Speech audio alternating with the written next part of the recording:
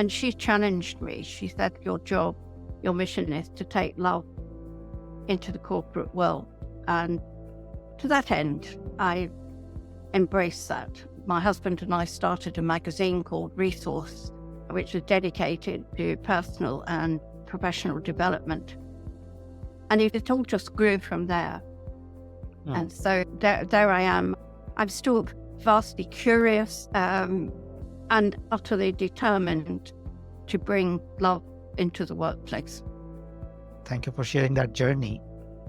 Can you share a bit more? Like, how would you like the corporate world to change or leadership to change, right? What is the other side of the current reality looks like?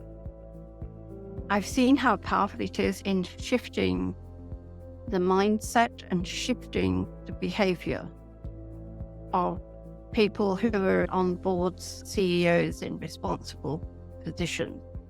And I can tell you two interesting stories. One is about the CEO of a British retailer who has about 60, 70 high street branches.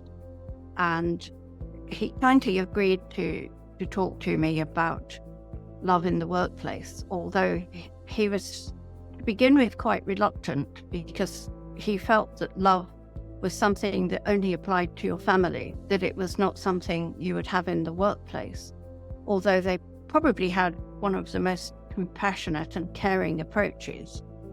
He was uncomfortable with love as a word and as a concept in the working world.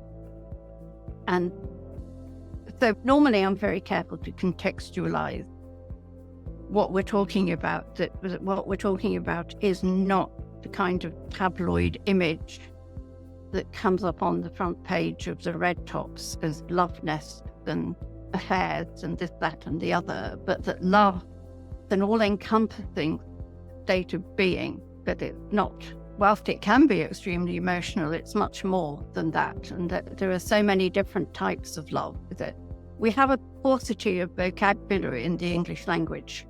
When we only have one word for love, the Greeks have at least 6. And in Sanskrit, there are 96 words for love. So our English vocabulary is somewhat limiting.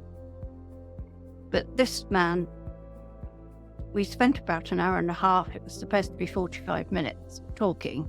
And in the end, he embraced the idea that love was a component that, especially in the retail industry, loving the customers might be a good idea. And we parted company and went off our separate ways. And then about 8 weeks later, I got this telephone call from him saying, "Christine, I just have to tell you, I have this story. I went into one of our branches, which was the least well-performing and almost at the bottom of the performance table. And he said, I was quite desperate as to what I could do to help improve this. And I spoke to the manageress and I said to her, look, I've had this conversation with this woman. And he said, at that point, everything that you'd said to me and we'd discussed came into my mind. And I said to her, why don't you try love?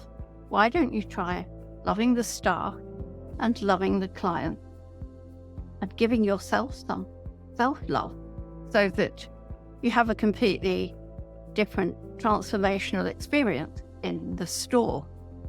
And she said, well, okay, I'll give it a try. And she took that very seriously.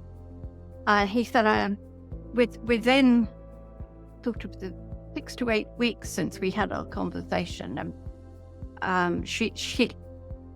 that store has risen from being almost at the bottom to being in the middle with this dramatically improved performance. And when I went in to see her again, she said to me, I just have to say to you, this love stuff really works. And to me, that was like, obviously music to my ears. It was such a confirmation that I'm on the right track.